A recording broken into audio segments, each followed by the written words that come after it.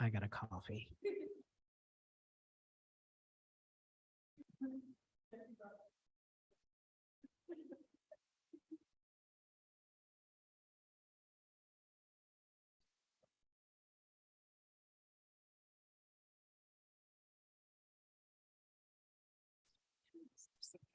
This is just my thing.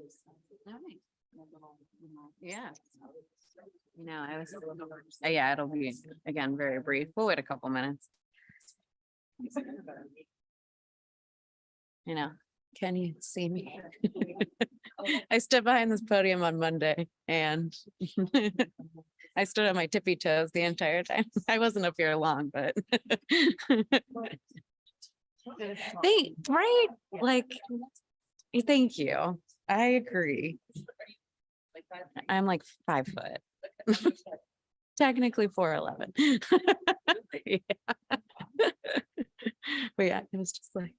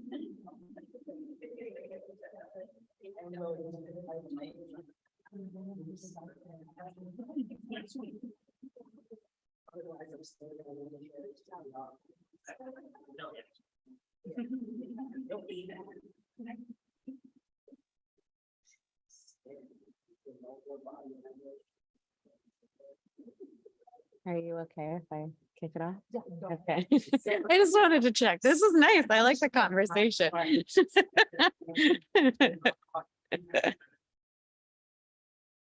Cool. All right. Good afternoon, everyone. My name is Gabby Demarchi. I am with the Office of Engagement and Community Affairs. We are in partnership with the Office of Pitt Serves that puts on Civic Action Week. So thank you to those here physically and virtually who are attending. This afternoon, we are with the Greater Pittsburgh Digital Inclusion Alliance, which is a community-wide multi-sector committee of organizations working to cooperatively address equitable access to and use of communication technologies. So I will pass it over to Jen, and she will do further introductions and we'll get started. Thanks.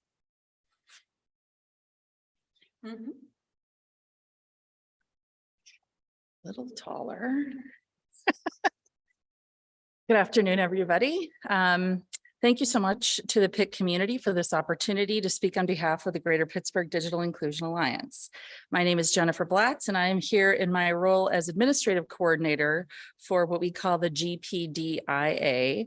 But my day jobs include partnerships and business development for Computer Reach, based in Wilkinsburg, which provides refurbished computers and digital skills training to the community. And I'm also manager of senior programming and advocacy at the PERSED Center in Lawrenceville. So for the past year, together with more than 20 nonprofit agencies, I've had the privilege of beginning to knit together this growing coalition of entities who are spearheading digital equity, access, and inclusion projects. And as you know, these efforts are vital to the growth and prosperity of our region.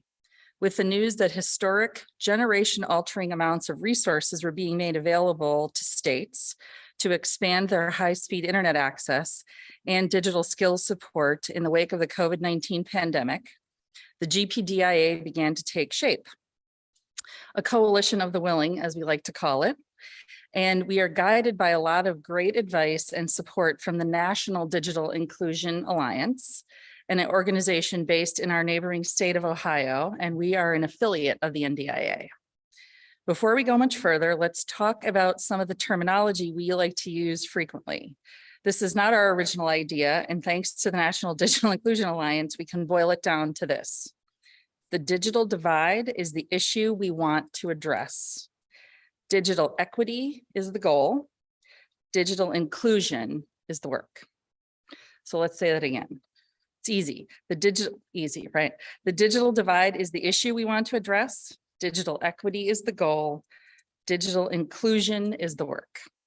So I'm going to do some really quick, very, very quick definitions of those terms, and then we'll have our panelists introduce themselves. So the digital divide is the gap between those who have affordable access, skills, and support between those who have affordable access, skills, and support to effectively engage online and those who do not. As technology constantly evolves, the digital divide prevents equal participation and opportunity in all parts of life, disproportionately affecting people of color, Indigenous peoples, households with low incomes, people with disabilities, people in rural areas, and older adults. Digital equity is a condition in which all individuals and communities have the information technology capacity needed for full participation in our society, democracy, and economy. And it is important to note here that the use of the terms equity versus equality are very different. When we use the word equity, we accurately acknowledge the systemic barriers that have to be dismantled before we can achieve equality.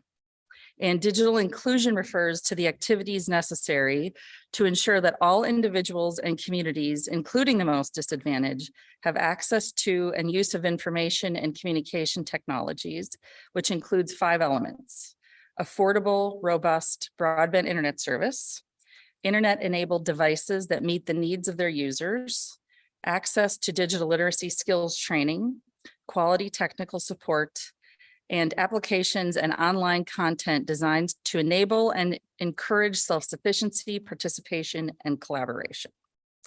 So this is just a snap, right? No problem. We've got all this. Okay, good. So now let's turn to our panel of practitioners. First, we're going to hear from Nicole from Literacy Pittsburgh. And what we're going to do is have everybody just quickly introduce themselves, and then we'll come back to Nicole and she'll talk to you about what Literacy Pittsburgh does and down the line. So Nicole, take it away.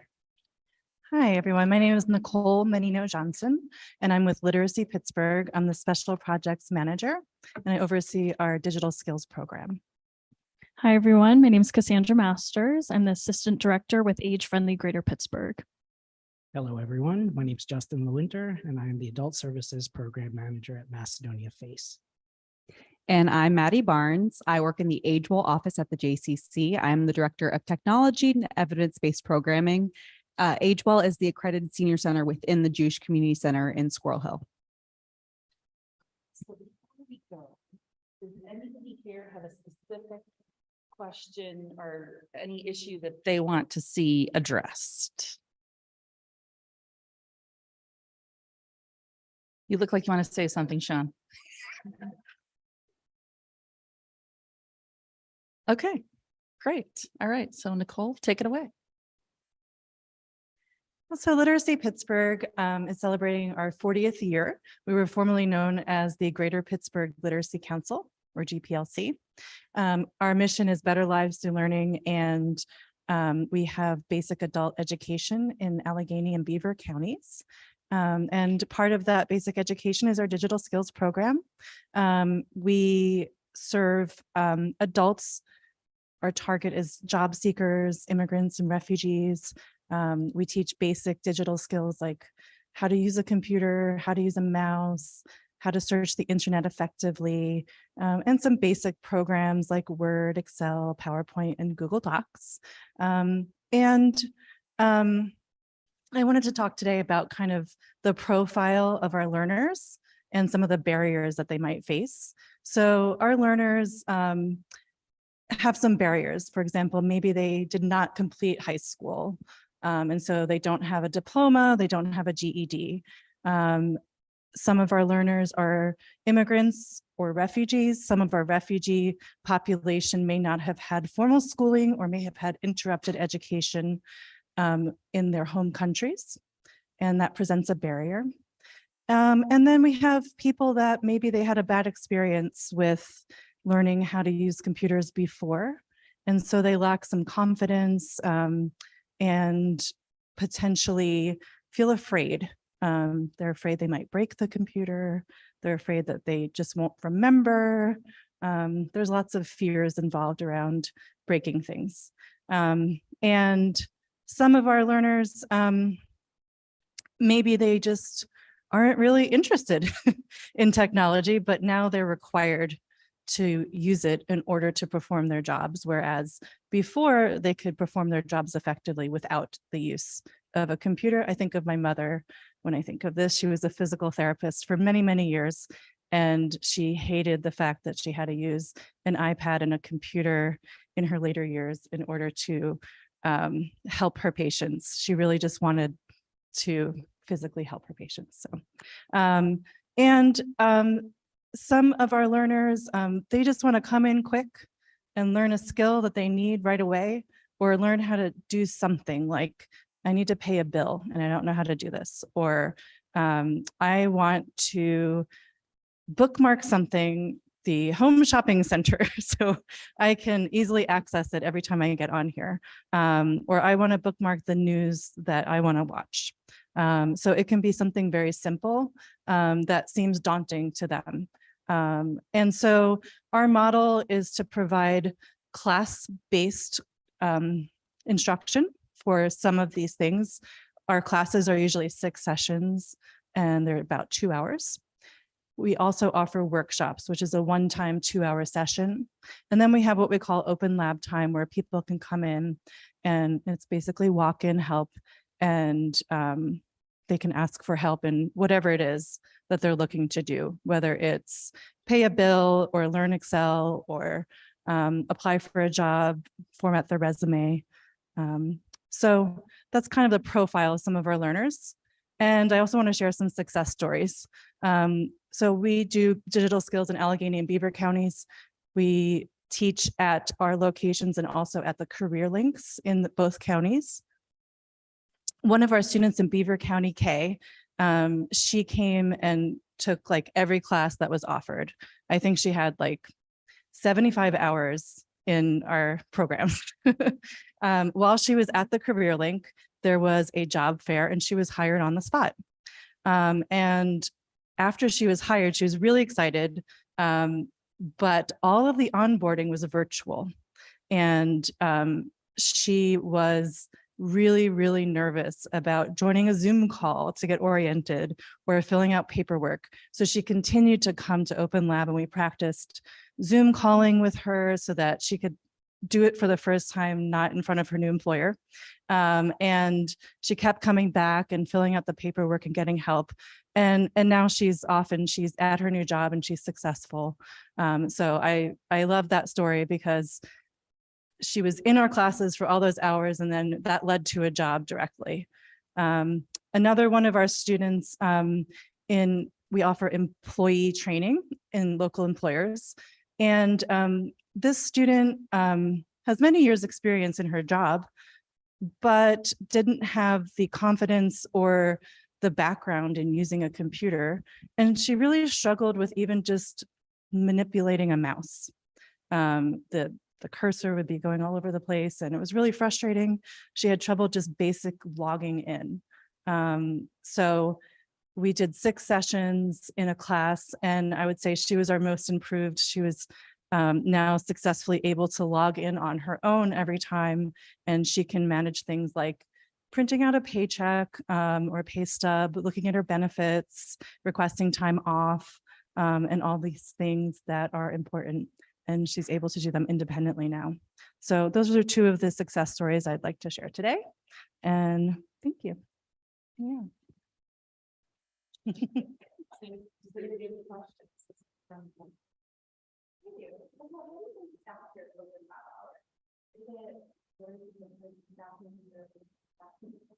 Yeah, so we have at the moment 2 full-time instructors, and we also utilize AmeriCorps members.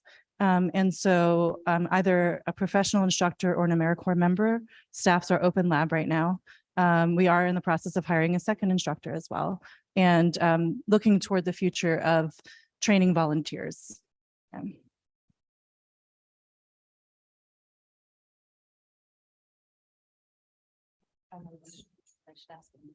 So this is a question for, obviously Literacy Pittsburgh helps people who are not just struggling with access to digital resources, but also what would it look like for someone who is an English language learner?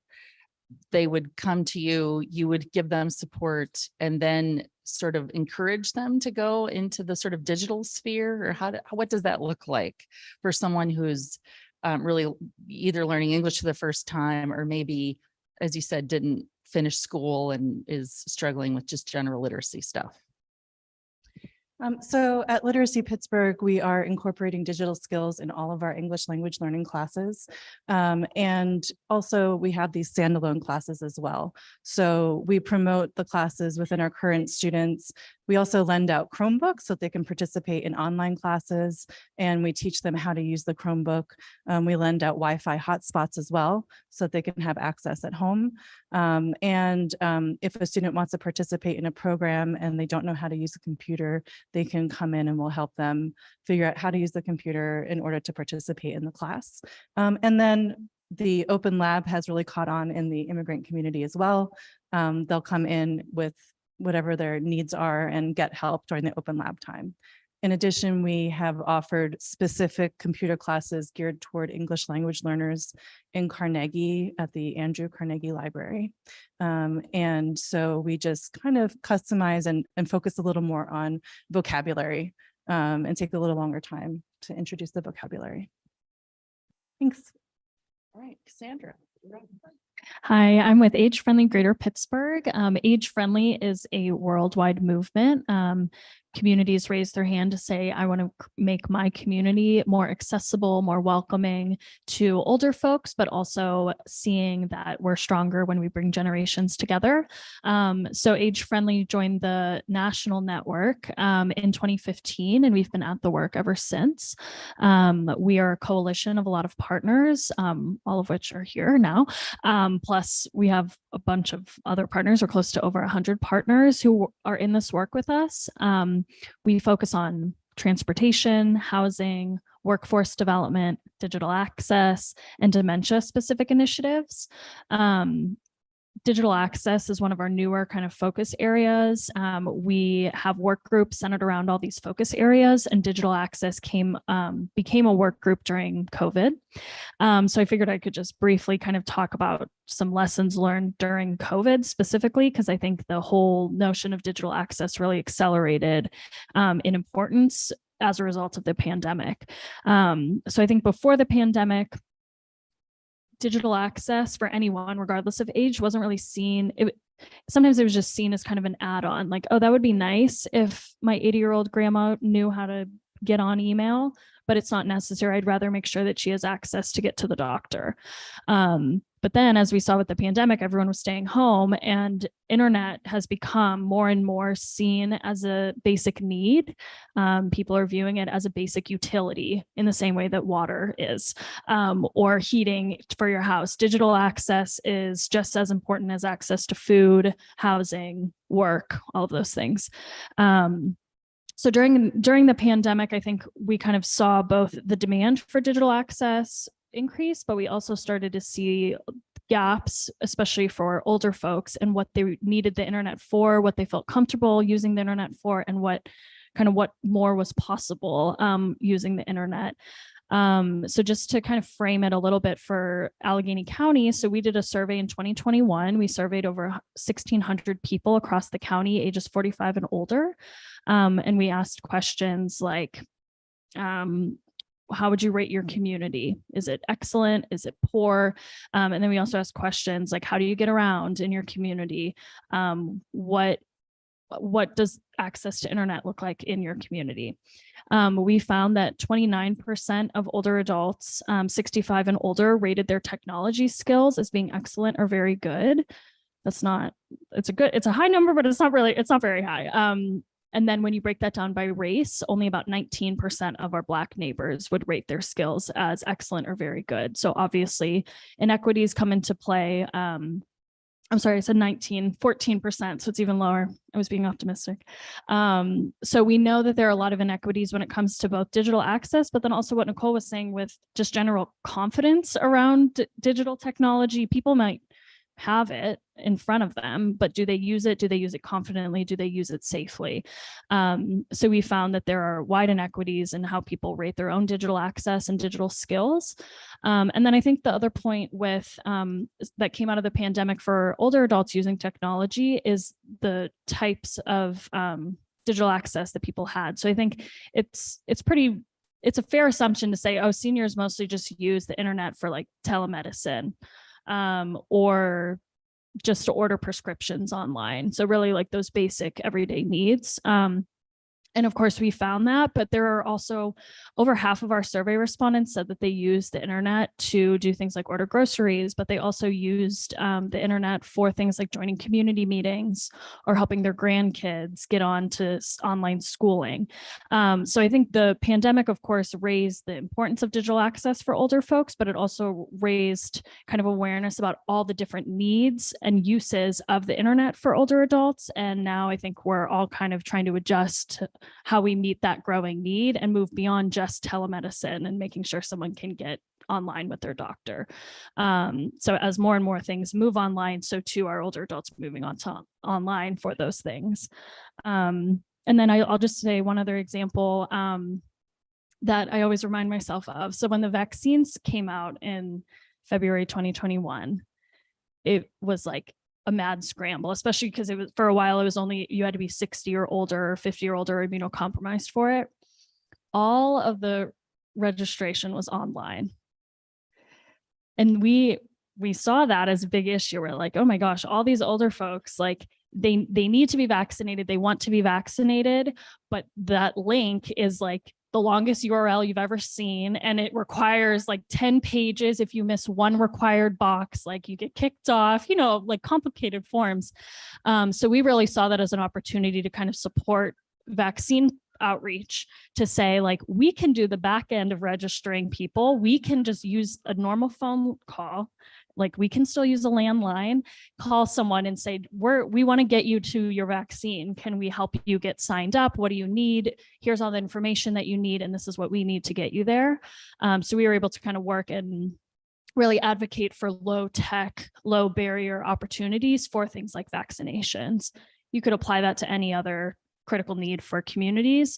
But I think it's important to say, as we get more and more tech savvy and more people are online in a lot of unique ways, it's also okay to just say like a normal phone call is fine. Like we don't all need to be super fancy with our tech. We can just use a landline. And I think it's important to just meet people where they are rather than just assuming everyone is going to want to fill out that really long form on an iPad versus just calling the 211 number or whatever it might be. So those are some of the COVID takeaways from our side of things. Does anybody have any questions for Cassandra? Comments? Yes, Rasta.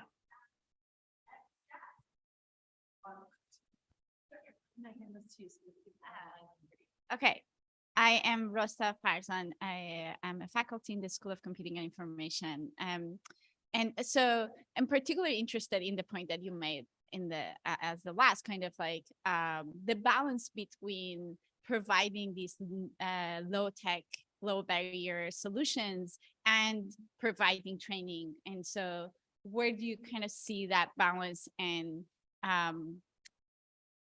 so kind of as a guideline for us as we think about designing technologies, I think that's really important to think about designing technologies that will meet people where they are, as opposed to always assuming like that they need to get somewhere else.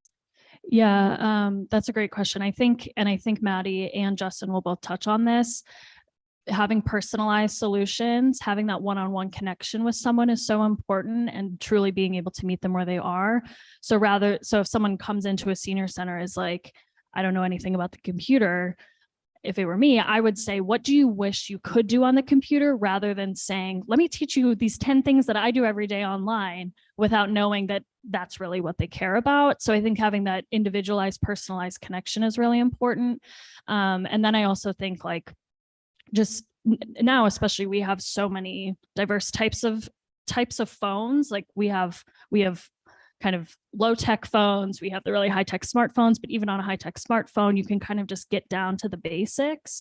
So it is really about like getting a baseline measure from that individual about where they are at and what they want to get out of their digital access, and starting from there, rather than assuming they're going to reach a really complex level of like building a website or something. If they want to do that, great, because I don't know how to do that.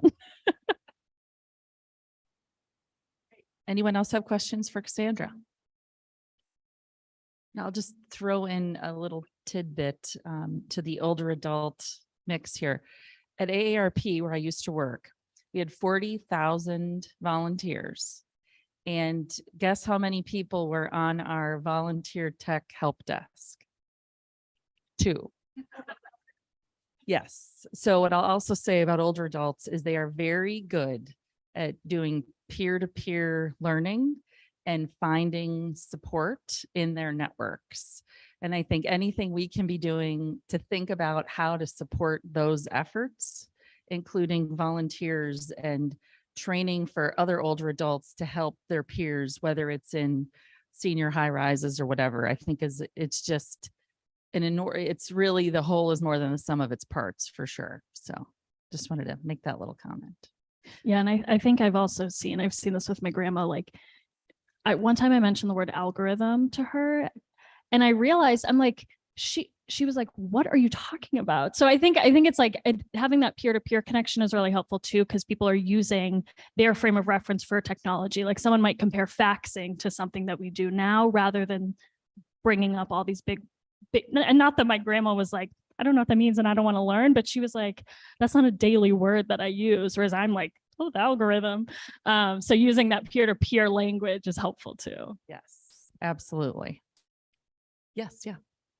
I also wanted to say, and to piggyback here, also the immigrant community is great at peer-to-peer learning as well.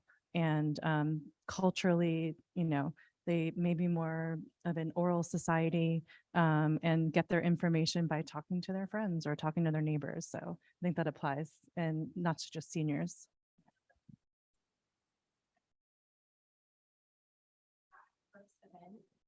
The first event that we did as the GPDIA, we saw that those older adults needed so badly, like repetition, right? It wasn't just a one and done. It wasn't just like, we're going to pop in and we gave you a lesson on how to like access your email, have fun, like they need it over and over and over again.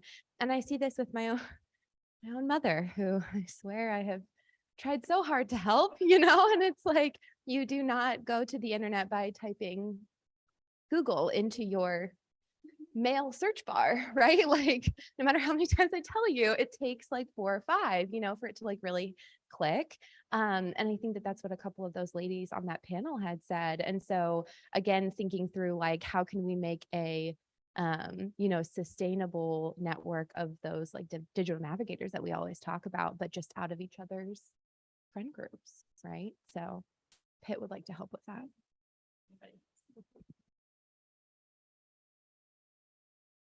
Testing. You said you're an instructor. When we do I'm from Computer Reach. When we do our intake, the big thing with the senior community is they don't know what they don't know. So it's real hard to design anything for a group. It's got to be at the individual level. And usually after you get to know them after a couple of visits, they start to blossom. So if you design it that way, where the intake is going to be pretty good, but you should have a much better idea of what to teach them, or what they want to be taught, I should say, by the second or third visit. And we usually have about 4 visits with seniors. So you might want to keep that when you're designing your program. You got to be super flexible.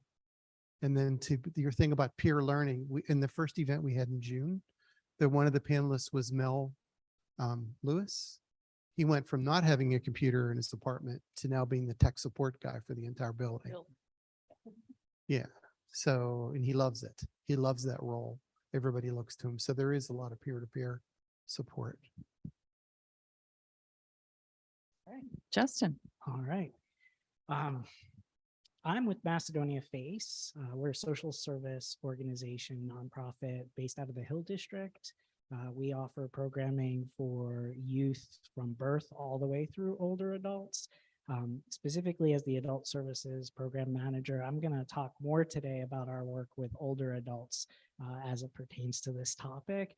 But I think it's important to note that as an organization, we weren't involved in digital access and digital equity prior to COVID. We've always been working to address inequities within the community, but the digital divide was something we knew existed. I don't think any of us anticipated the need to really put that on the forefront in February of 2019. I don't even remember what year it was. Oh, the COVID years, right? The blur. But I think from our perspective, that all changed when the world locked down, and we operate a senior center. We do home delivered meals. We serve the primarily like Hill District, downtown, South Side, Greenfield, Hazelwood area. And what we were seeing with our deliveries and with the folks that we had previously supported in person at the senior center, but we're now reaching out to with health and wellness calls, was that there was this social isolation that existed. We had met the food insecurity needs, where we were actively working to address those concerns, but really the social isolation, we were stunned. We were like, well, what do we do? How do we figure this out? And so really meeting individuals where they were was how we started. It was, hey, we have the ability to do a conference call and people all have access to a phone. Let's try and do a conference call. Let's get some folks together on Zoom.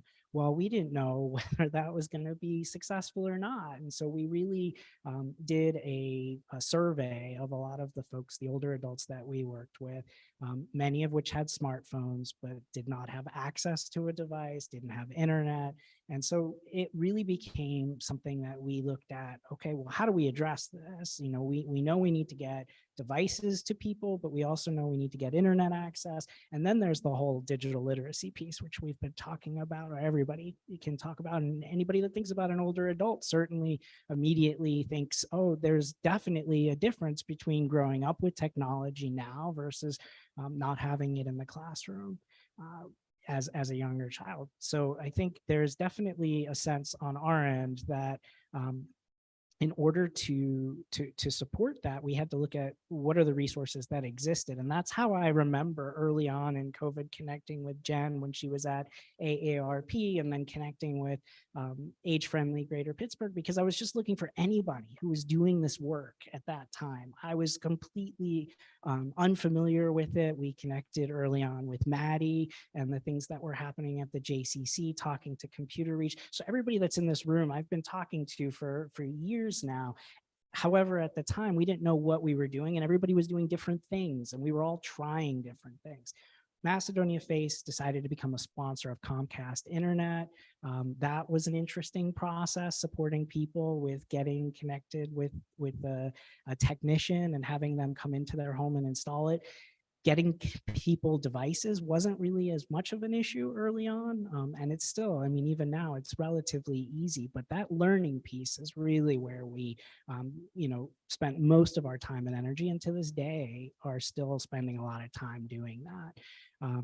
We worked with the School of Computing and Information through the Hill District Community Engagement Center to offer digital literacy classes when our senior center was open in person, but trying to do that online to get seniors to join Zoom, to learn how to use Zoom, was one of those head scratch moments where I just had to go, is this real life? Like, where am I? But we persevered, we pushed through, we found ways to make it work. We ended up giving out nearly 30 plus computers, had at any point in time 12 or so people joining virtual programming, connected with other senior centers throughout the county and offered virtual bingo. That was a very popular thing. We had 80 people playing online bingo on the honor system because they were doing it by phone. But now we're at a point where, having been able to return to in-person activities, we're doing a lot more digital literacy, but it's really, in our experience with what we've done thus far, that individualized tutoring is where it's at. Having technology at the senior center for folks to be more comfortable utilizing, and having staff who can help them, with whatever it is that they're trying to do. Now, when we hear that there are folks that are looking for access, we're connecting them to the Affordable Connectivity Program, making sure that they know that that's a resource that's been made available through federal dollars. And we're really just trying to continue to make sure that we ensure that everybody that wants access has access, and that it's not just sitting as a paperweight after somebody gets a device, but they're using it for what they want to do. And what we see what they want to do is they want to do grocery shopping online. They want to be able to, get their explanation of benefits from their doctor and schedule their appointments and do virtual visits. They want to be able to put money in their e-purse to ride access.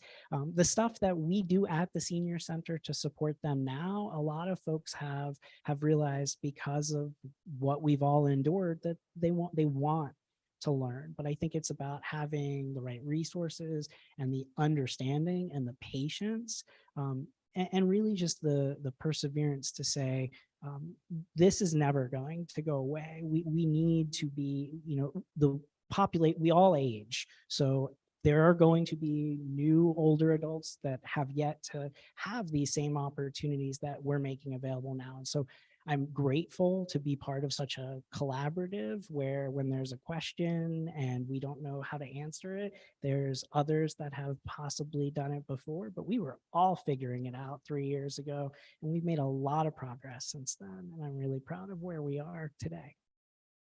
I just want to echo that and say that everybody here, probably everybody in this room, really did, on top of our regular jobs, did just on a dime turn and try to figure out how to do this to serve all of our constituents. And I think obviously we made a lot of mistakes, but I think the general effort behind all of it was really extraordinary. So, and I know you're hoping to map some of that out in your work. So that'll be exciting to see who has figured out how to do this stuff the best way to serve our end users.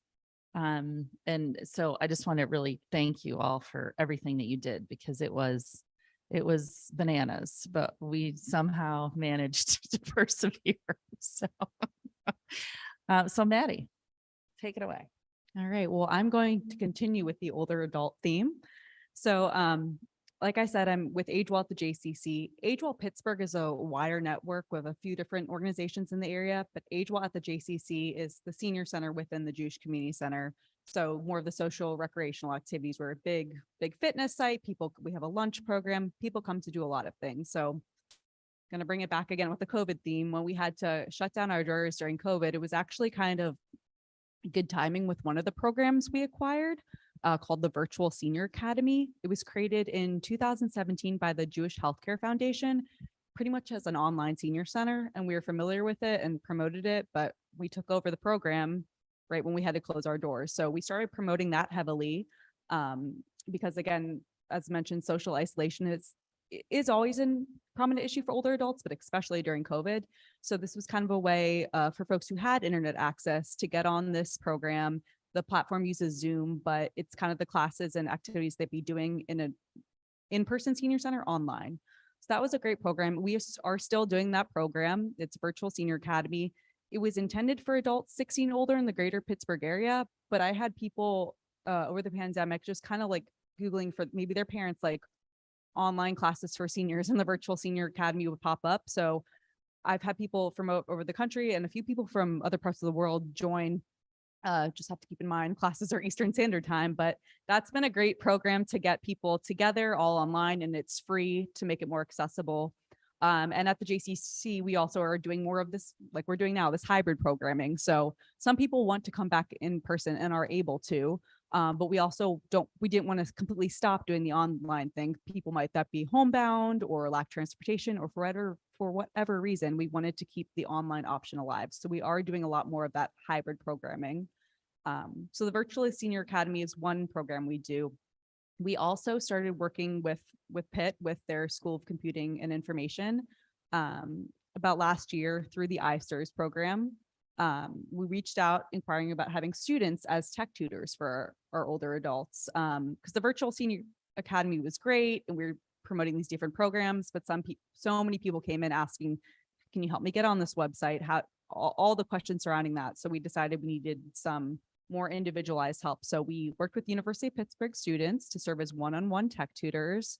We're a little unsure of how that would go, but it was great, and it was so popular. We were booked like in February through the rest of the semester, and appointments were 30 minutes to an hour. Most of them were more of an hour, and it was kind of just, what do you want help with? And most people coming brought in their smartphone or their iPad, but we also kind of created like a library. So we have tablets and laptops available for them to practice on. And most of the things they wanted to learn and need help with were email, doing basic looking things up online. Well, people always tell me to Google it. What does that mean?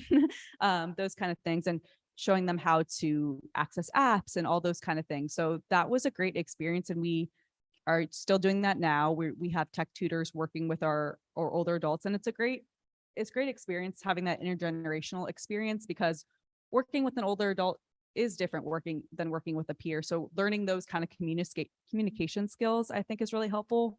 But we had mentioned the peer-to-peer. We also, we're always looking for volunteers for programs. So we do have some people that come into the senior centers for activities, but we have a couple people who are retired IT professionals who also wanted to give their time so then we have some of that peer-to-peer. So the one-on-one tech tutoring has been really great and really popular. With that said, we've also tried some small in-person classes.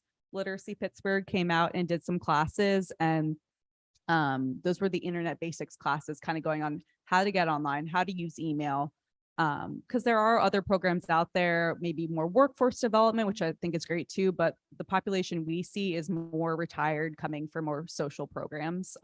We have also worked with Computer Reach, because we are promoting these programs, but if you don't have a device or access to a device, then it's kind of like, well, you can't help me. So we worked with Computer Reach to identify people in our community that would benefit from having a computer in their home. And again, we all work together kind of doing the same thing. So it's great to be part of this coalition to do all the resource sharing.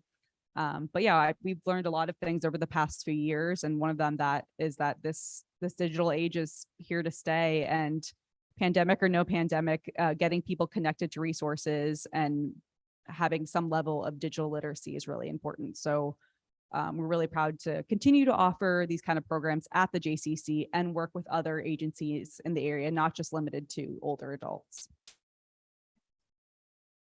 Thank you. Anybody have any questions for Maddie? No?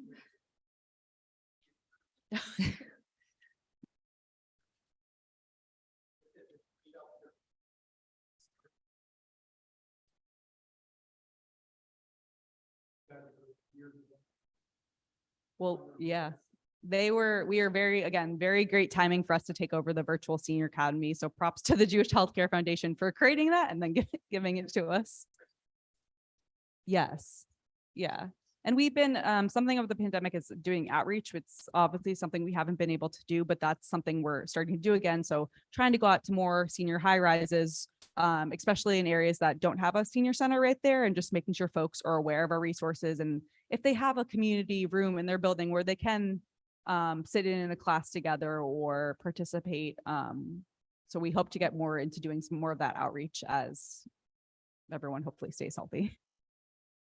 And I was just going to add to that, when you mentioned virtual senior academy, I think we're all trying to figure out how do we not duplicate services. So of course, we want any senior center that's right down someone's block to be their place. But we also don't need to reinvent the wheel. We don't need to create more platforms when we have amazing platforms like Virtual Senior Academy that can serve as that online hub. So just for an example, we have a program called Coffee Connect Pittsburgh. Before COVID, it took place in real coffee shops, and it's really just a casual conversation opportunity for people who wouldn't normally talk to one another to connect. So we try to get a 70-year-old to talk with a Pitt student or whoever it might be, just to kind of forge those neighborly connections.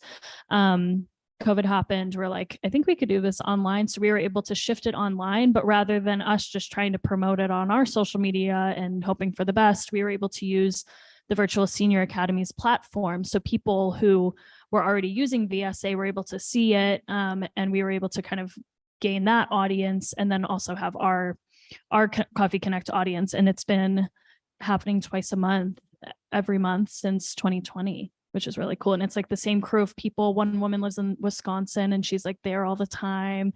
And we're always like, we should do an in-person Coffee Connect, but then we're always like, no, the woman in Wisconsin will miss it then. So yeah, I just wanted to say that about what we want to make sure that we're not reinventing the wheel and really supporting the unique programs that different agencies are doing. So Molly. So ideally, what does the future of digital inclusion look like? I feel like maybe in this room, I'm the newest person to this topic, and I've heard so much about all the other types of inclusion in sort of like the real world. But like, what is digital inclusion like in your wildest, most positive imaginations look like over the next 5-10 years?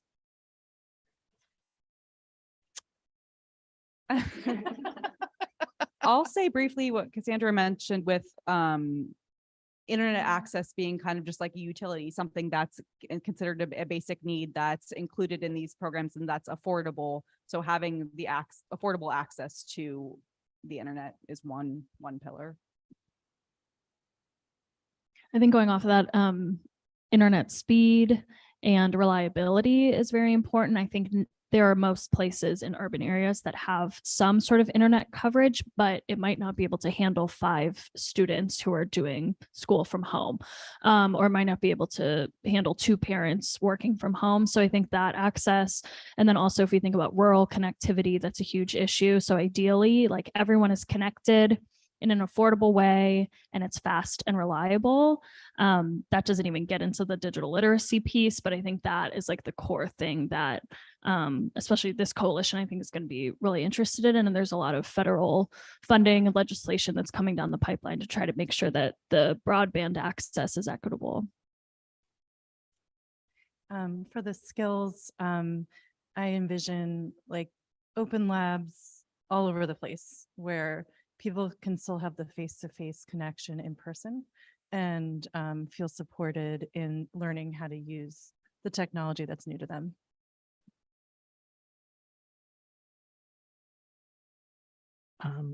I would say that, you know, I don't understand how it's not possible these days to walk around and just not have Wi-Fi. Like, it just seems foreign to me that that's like not something that's just naturally occurring. I mean, we're able to send a satellite up and have internet in a war-torn part of the world. It seems to me like free access to internet is a human right. And I think that that is what we should be advocating for. And I'm not going to speak on behalf of the organization about but I think that there's something to be said about looking at access in terms of that just being, I mean, I know we pay for other services, but to me, that's really one way that we can make it equitable for more people is to just, it shouldn't be a cost. We shouldn't have privatized it. I was just going to say one more thing. Everything shifted virtual when COVID happened, and now we're kind of hybrid. I think people are now like really itching to just be in person, and like I'm so sick of being on Zoom. So I think believe it or not, yeah. So I think another thing that I'm always keeping in the back of my mind is like, great, we got 50 people who are older online, but do we still have those in-person engagement opportunities, and do they still feel meaningful for people? We can't just default to like, oh, it's just easier to do it online. We have to still like create those intentional engagement opportunities in real life, complemented with digital opportunities.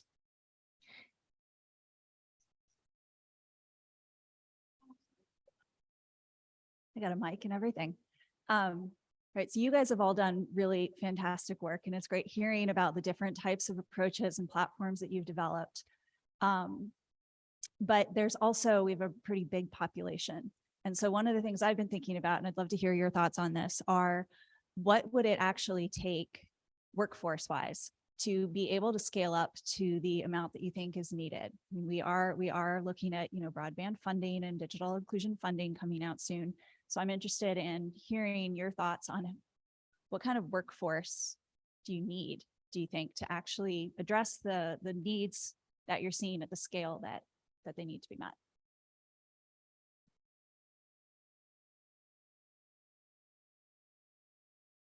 I'll start.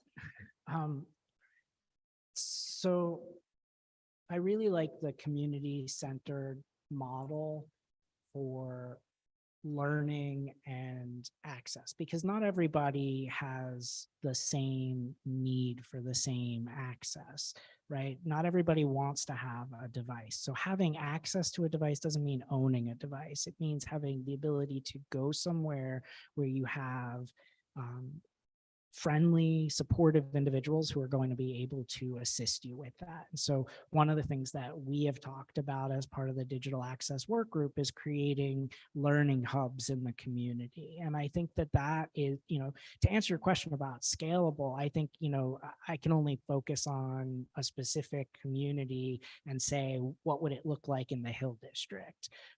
But I think if we were having those conversations across the entirety of the county, we would be able to get a better picture of what that need is.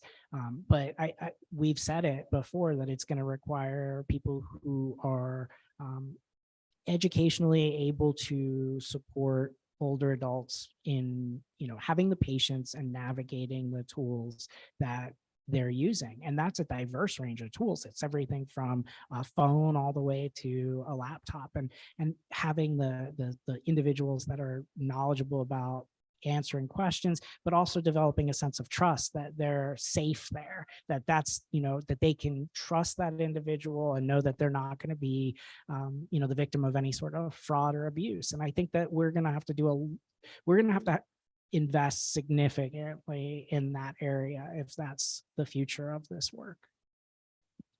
Yeah, I was just going to add to that I've been a part of a couple conversations where community health workers are being looked at as the front lines. And I would love to see a world where community health workers have the time in their day to help people access their MyChart.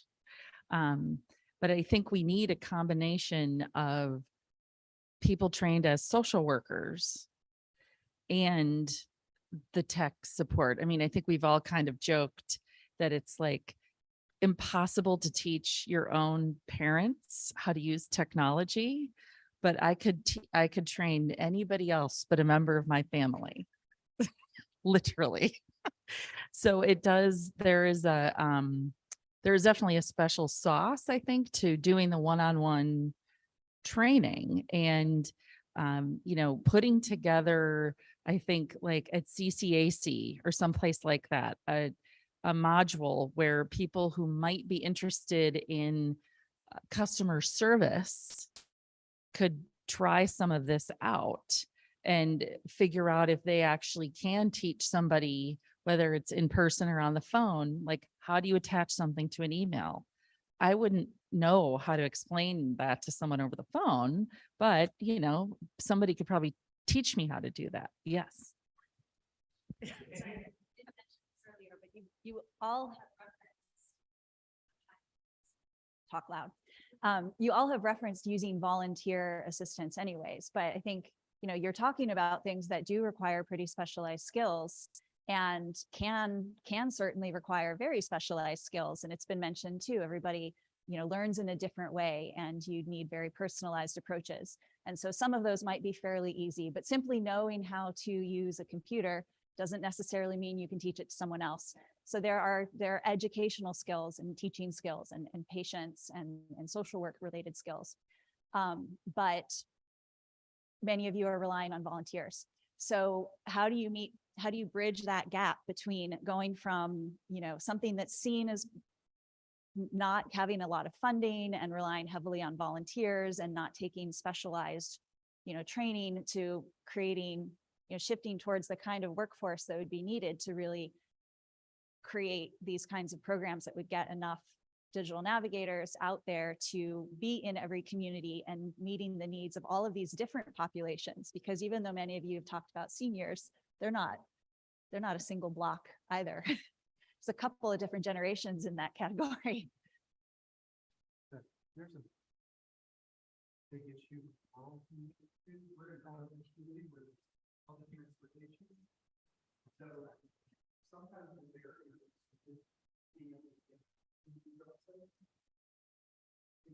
we actually feel that it's better.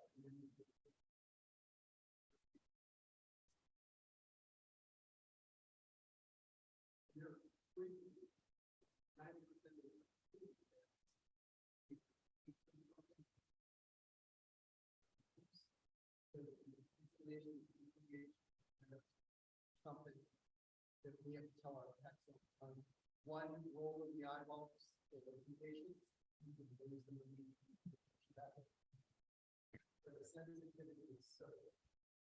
And I think with the workforce, it's also a matter of making the economic case for what happens when someone gets online and all that is possible. Like if someone is, I don't know, regardless of their age, they don't feel confident online, but then they're able to have that really patient, trusting guide to help them get online.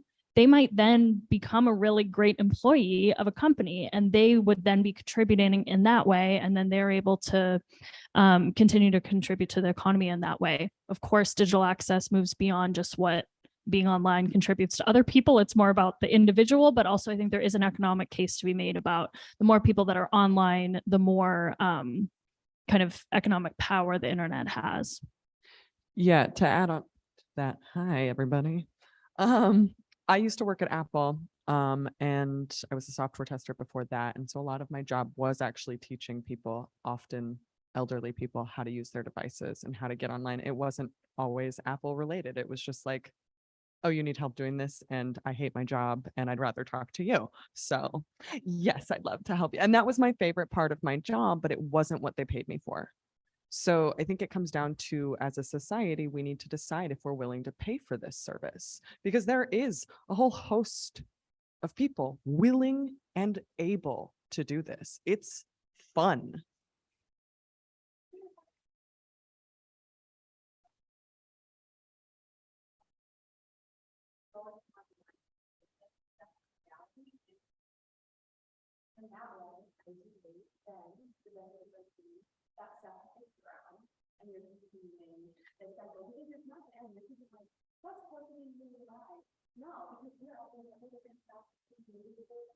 Right.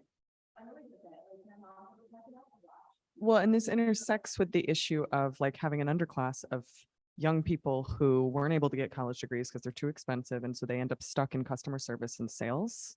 So I would have loved to be hired out of that Apple job into a job where I was teaching people how to use technology. That would have been a dream come true. But I instead ended up on this endless sort of sales track that I didn't want to be on because nobody wanted to pay me to help others. They wanted to pay me to sell things. So everybody at the Apple store does.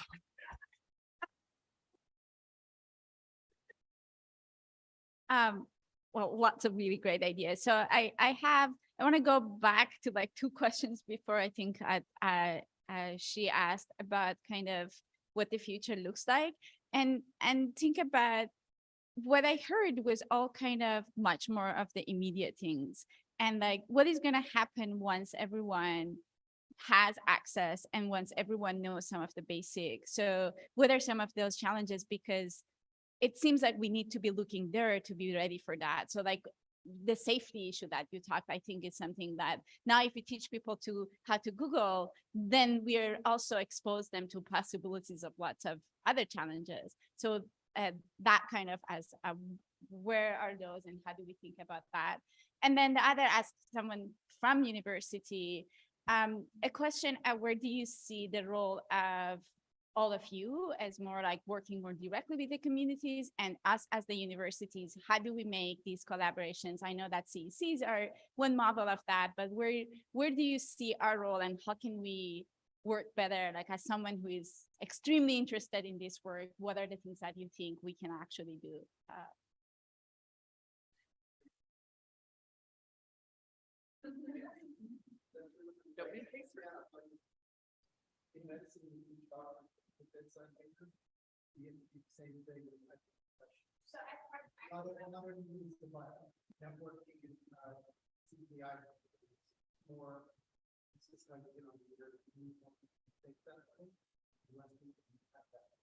So we are actually just part of some of the things that I want to talk about our students who work with the CCs. We are now going to hire all of the modules on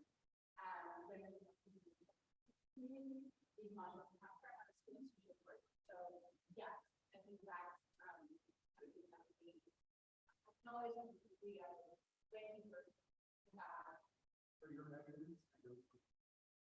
For your measurements, the biggest metric is I was so proud. Your biggest metric is how happy in the research process. So why not hire people who are skilled if they are, most people very happy.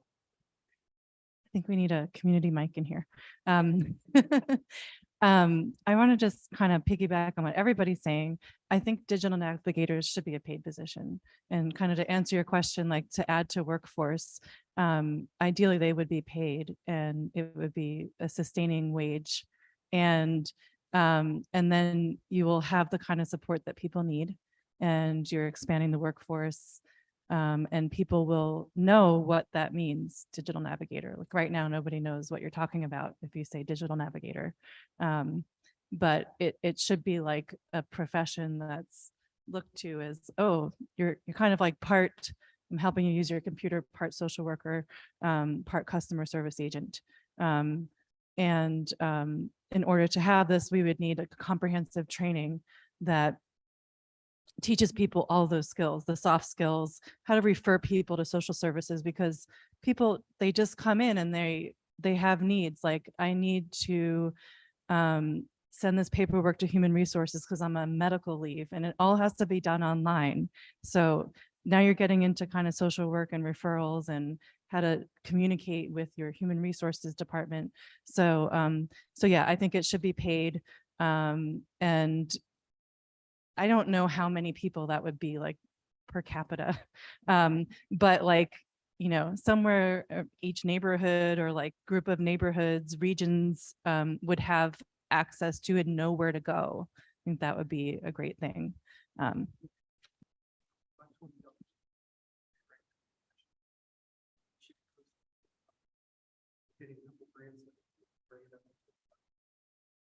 Good job with benefits. Exactly. Yeah. And I guess I was going to add to that. So I work for Goodwill, and we have an introductory IT training program. And it's for individuals basically who have done customer service for years. They've done retail for years, and they're like, I want to change into a career and make a shift. The biggest challenge they face is financially, having the money to go back to school. And the other thing is the time commitments. A lot of our participants, they can't stop their work. They have families they're covering, things like that. And so I think looking at those models as well and saying we have a willing workforce as long as we have the money to pay for them to be able to do the work, but also recognizing the barriers and kind of what the model has to look like to support them, where they have to have it at a situation where they can learn, because many of these people have phenomenal customer service skills. Talking with them, they're very engaging, but the challenge is saying, okay, where's the sustainable paying job that you can then have next?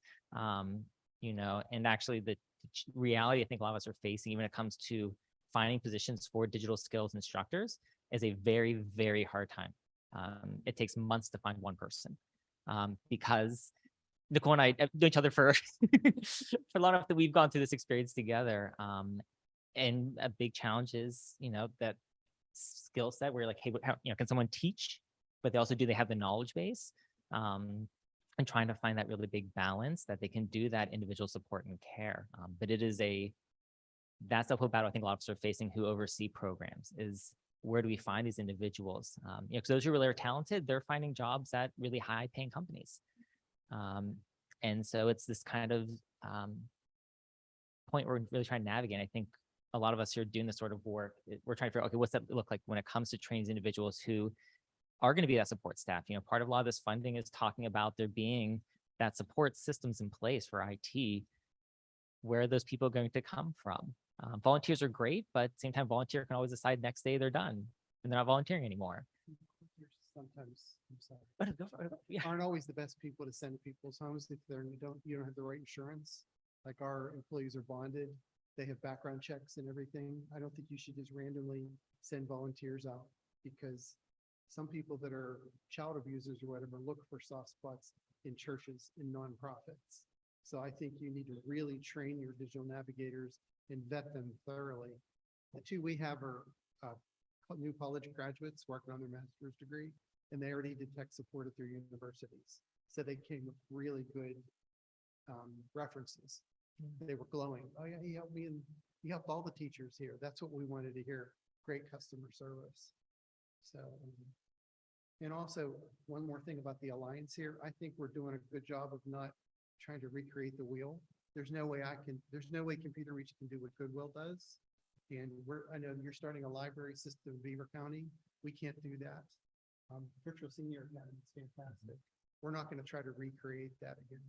So I think if we all just work together all the time, Pittsburgh is going to have a big regional thing where we can just refer to each other and not compete, but work together. I think just to kind of answer, or not really, just comment on a previous question, like sustainability is something we're all aware of. Like, it's great. Like, we all get grant fundings for a lot of our programs. So it's like, okay, what happens when that grant's over? Grant runs out. And with volunteers too, I was very impressed with the students we've had from Pitt, and they're great, but then the semester's over and we've had one or two come back, but then it's new students every semester, which we're happy to get volunteers, but it's kind of like, we'd like to work with the same people. We would love to pay our volunteers a good wage or a stipend or something, but it's just kind of like the sustainability of these programs. So that is something I think that we all try to keep in mind, because it's great to do a one-off big event where you get people access or you teach them one thing, but being able to do the follow-up is also really important. So it's tricky, but it's something that I think we're all aware of.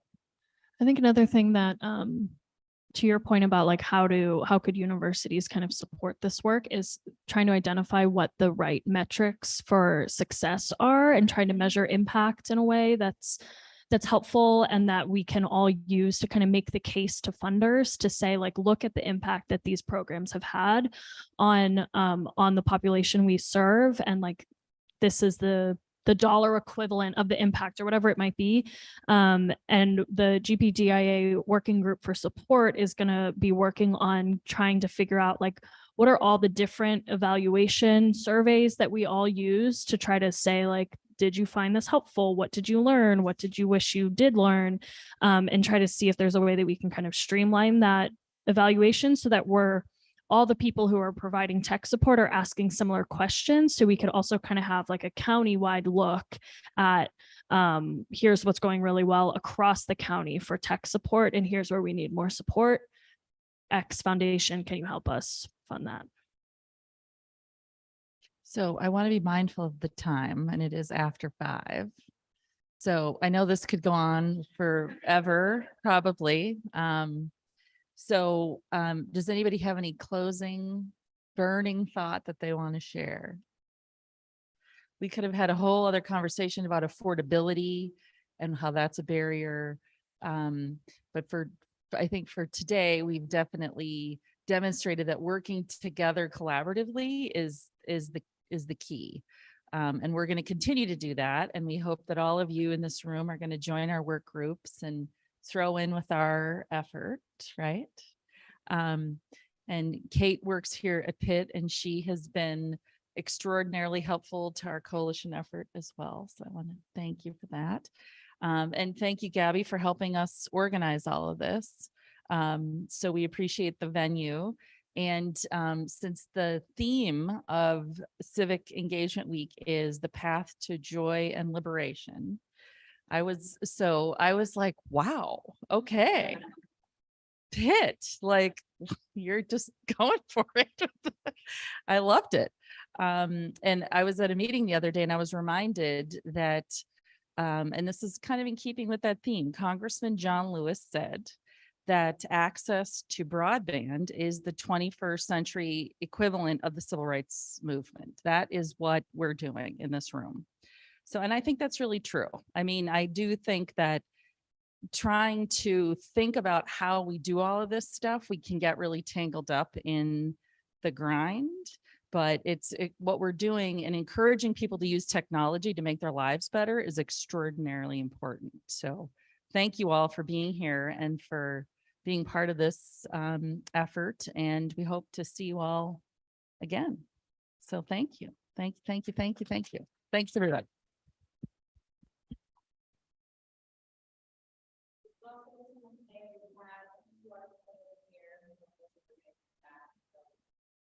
There are